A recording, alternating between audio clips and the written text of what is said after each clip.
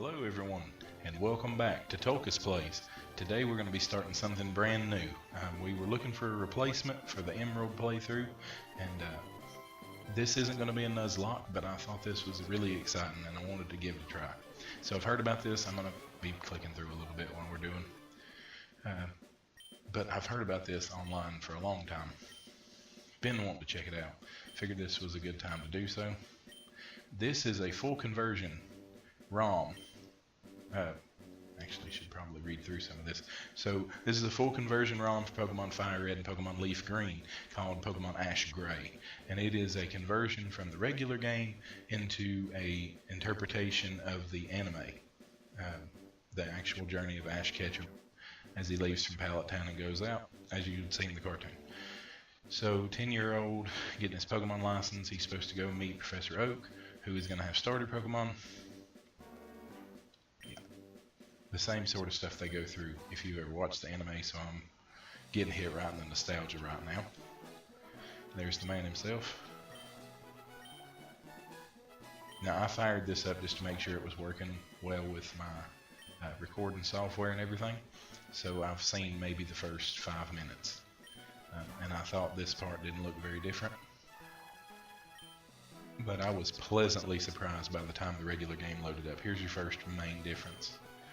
So I know we're going to be playing through the anime, but we are going to stick with tradition, because I don't want to go through the whole game being called Ash. That's not my name. So, which in fairness, Tulkas is not my actual name either. So, but it's one I'm used to going by. Now this I will absolutely leave as Gary. Other popular names I have heard, Buttface.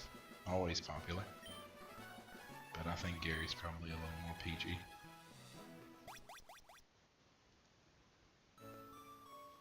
And there we are, actually loading in for the first time. If you've ever seen the anime, the very first episode, the intro to the game and to the cartoon are basically the same, and it's a Pokemon match between this Gengar and this Nidorino.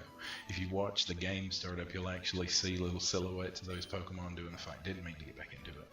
Didn't mean to do that at all. So, look around the room. Here's this little Pokemon-shaped alarm clock. As most of the time, and especially in this type of game, the earlier generations, there was a potion. You can take that with you. I see they didn't take that out. And if you try to leave, Mom shows up, which they've actually done a custom sprite for Mom too, so that was very nice. Very detailed so far. Change into your pajamas. Well, the only thing I haven't checked out, there's a Pokeball. And it's my pajamas, they're in a Pokeball. We're gonna put those on. They made a new sprite with pajamas on. And you actually stand in the bed and have to click the button. You dream of getting your first Pokemon. And he goes through this dream sequence like it does in the anime, where he goes over each of the starter Pokemon and talks about their benefits.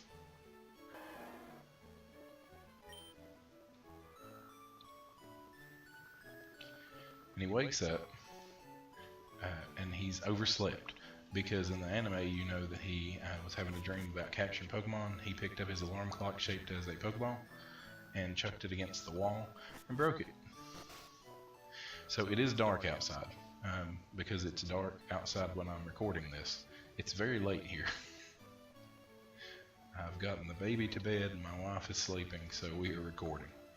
And this is the new Pallet Town. Here's Gary. They've redone the lab, which looks pretty much like it does in the anime. Gary's showing off, as he will be, I'm sure, for the rest of the game. And in we pop. And this is very detailed, well laid out. You can go out the back, and there's even sort of a little ranch you can walk around. This Psyduck is not wanting me to progress. The Oak Corral. So this is, I guess, the lore location for Pokemon to go to when you capture more than 6. But it does in fact extend on to Route 1. But there's not a lot to see out here. There's these overworld sprites of Pokemon. but not much more than that. So, oh, you can walk in this. This is just a puddle. Okay, neat. All right, so upstairs we'll go. Oh, there's Pokeballs, and there's the man, Professor Oak. Please stop sleeping with my mom.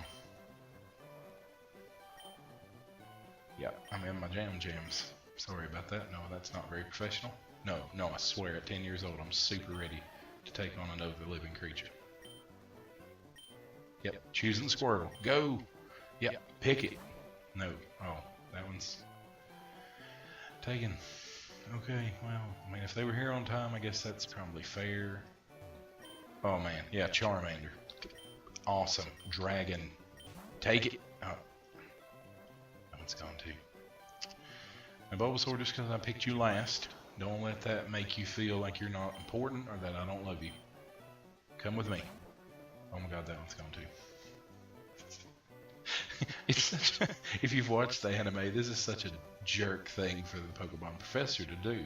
To let a 10-year-old who is excited about getting a Pokemon open all 3 of these Pokeballs only to find out they're gone. And then be like, oh yeah, just BT dubs. I've got another Pokemon. It's perfectly fine. And he talks about Pikachu like Pikachu's got a real problem. Like Pikachu's a real, like, rebellious Pokemon. And then it raises the question, if you have Pokemon who are intelligent enough, I'm just going to leave him as Pikachu, I think. That's, I mean, why wouldn't you? If Pokemon can resist capture, and if they don't want to be caught and contained in a Pokeball, even some of them, does that not call into question their sentience? Like, if they're not aware enough, they know that they don't want to live their life in captivity, and they resist their human overlords. I mean, that's messed up. But luckily, I'm 10, so I don't care. I think that's how they get you. They get you when you're 10.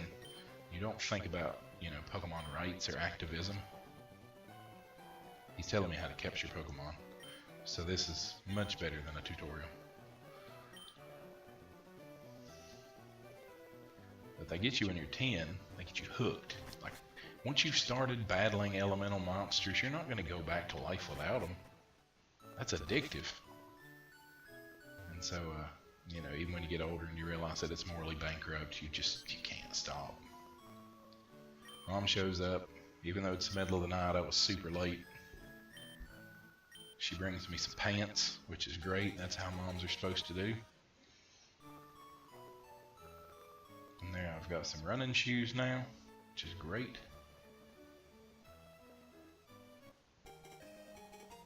And a map, which is pretty useful, and a fame checker, which is absolutely not. Mom calls Pikachu weird, he gets an X over his head, and I so wish that they had a way to incorporate the follow behind mechanic, because I played up to this point and then another couple minutes, and I don't think there is anything like that. Pikachu's not going to be follow us around in the overworld, which is kind of sad, but they're limited by the abilities of the game. So this is a neat thing I'm glad they put in here.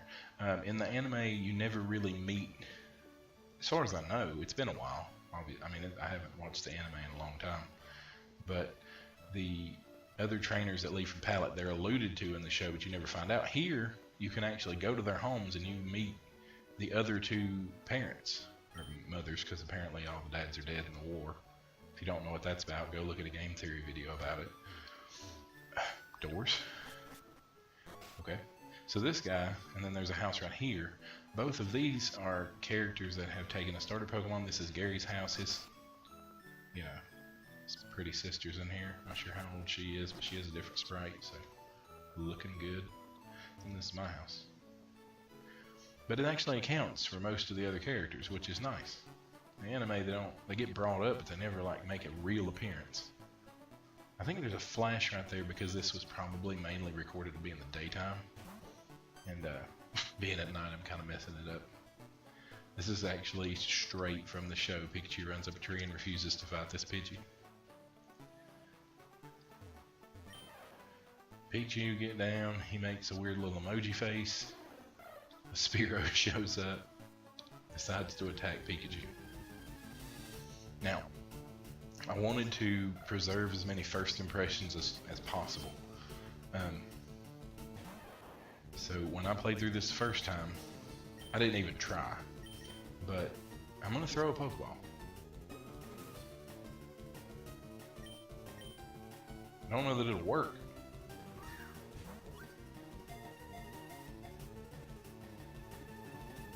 No. I could probably use some more, but I don't think I will. Actually, it's paralyzed now, so I might. I just wonder if you can catch it, because the first time I didn't even try. Because in the anime, he doesn't catch the Spearow. So I'm wondering how restricted it will be. Like I'm assuming because it is a game and just game mechanics, I am gonna be able to capture stuff he didn't capture. Now this is interesting. Maybe because the Spearow attacked and did damage. This time, the first time I went through, all it used was growl. It didn't even do a damaging attack. And now it's damaged Pikachu. Pikachu wouldn't listen to me the first time I played through this. You can capture this Spearow. Nice. But the first time, it made a big point of saying that, like, for 6 or 7 attacks in a row, Pikachu would not listen to me.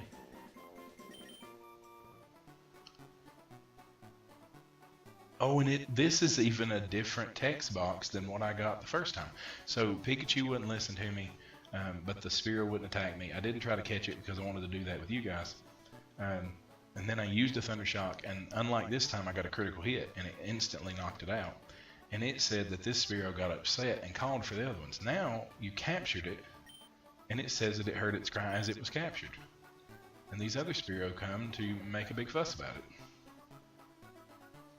So I pick up Pikachu and run away.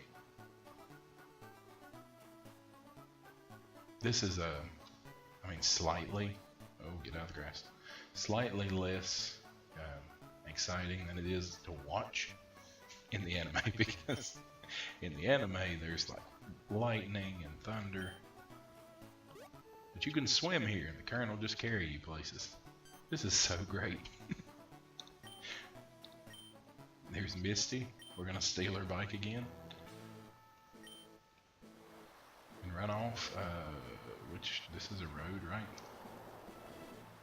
This, oh, Spearow, no. Oh, this is a thing. I didn't see this. I stopped right as I met Misty. He's saying his exact lines from the anime, really, taking a stand against the Spearow, defending Pikachu. Pikachu gets struck by lightning and uses a superpowered Thunder Shock to defeat a whole flock of Spearow. Ho-Oh flies overhead, and this is the point in time I think that Ash wishes to be forever happy, which for him means being 10 years old. That's why he never ages in the anime. Now I wonder what happens. Is Misty still? Nope, she's not here. So that's why Ash never gets any older. Ho-Oh granted him a wish. And that's actually a theory that's out there on the internet. Go check it out. I love Pokemon fan theories. Sometimes it's because they're well reasoned and thought out, and people are really cool. And sometimes it's because people are nuts and they think of some real crazy junk, like Mr. Mom's your dad. This girl's gonna be all like, where'd you get your Pokemon? You're a bad trainer because you let it get hurt, even though we battled them on purpose against each other. Yeah, people sometimes are crazy. Oh, I love the redesign on the Pokemon Center. Well done. But some people even believe that all of the Pokemon anime is actually taking place in the mind of a comatose Ash Ketchum. And Misty is very rightfully angry with me for having stolen her possessions and gotten it struck by lightning. Oh, they have the little chansies. That's nice.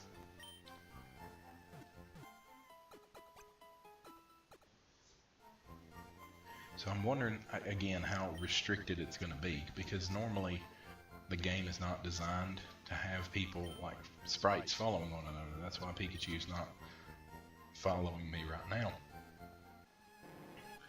Oh. So I'm wondering how much Misty and Brock will like follow along with us. This is Team Rocket. This is great.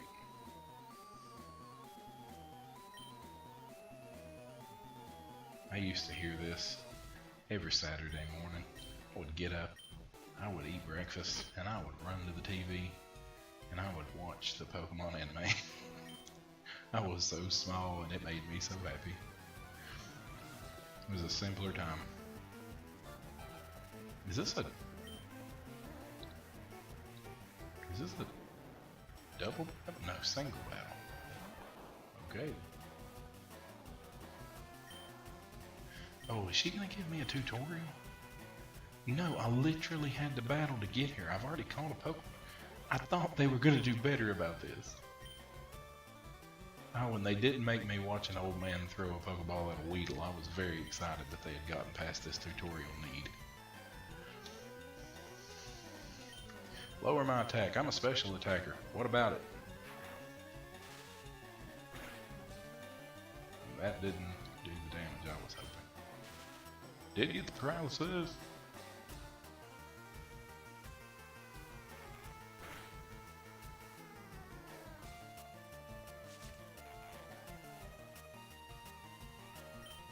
For those of you who are not super old, if you have never played the original first generation of games, we all who have played them love them. You will never hear me say that I do not love red, blue, and yellow. Love them with all my heart. I didn't get green because I wasn't in Japan, but I love the first generation of games. But I think nostalgia makes them seem better to us than what they actually are. They're rough if you go back and try to play them now. Like, if we've gotten used to stuff like running shoes. What, are you still tutorializing? I know this stuff. I don't want to shift. Thank you. But they're hard to go back to because they take ages to play through. I booted up a copy of Pokemon Yellow and tried to play through it. And I did. I played it through a good ways. But the walking speed is so slow. And the battles actually are less snappy. They move along a lot slower. Oh, you're gonna poison? Damn it. I'm glad I'm standing literally in a Pokemon Center. Now see, this is actually, decently tough. If Meowth is gonna fight, then this might be difficult. Oh, that was weird. The poison wasn't showing up until I leveled up. This is a fan-made thing, so I do expect there to be some rough edges. And Meowth didn't fight. Not even getting animated, that's rough. Getting the raw end of the deal. Yes, I'm aware, thank you.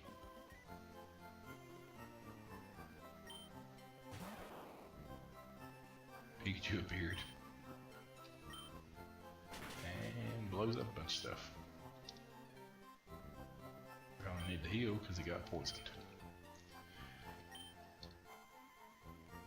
So I may have started and stopped thoughts multiple times in this episode and didn't finish them. I'm very excited to play through this. I hope you guys really enjoy it because I really think I'm going to. I used to love to watch this anime as a kid. Oh, I was talking about the older games. I'm gonna try to find a Pokemon just while we're talking. But the older games are just rough, and I'm so glad that they've gotten like more polished and improved over the years. I'm glad Pokemon didn't end at that generation because it's really gotten a lot better. We're spoiled now, like to try to go back and play those older games. They're still fun if you want them to be fun, but I don't think for an entry-level player, someone who's just getting into Pokemon, I don't think that would be a good place to start. They really can be quite rough.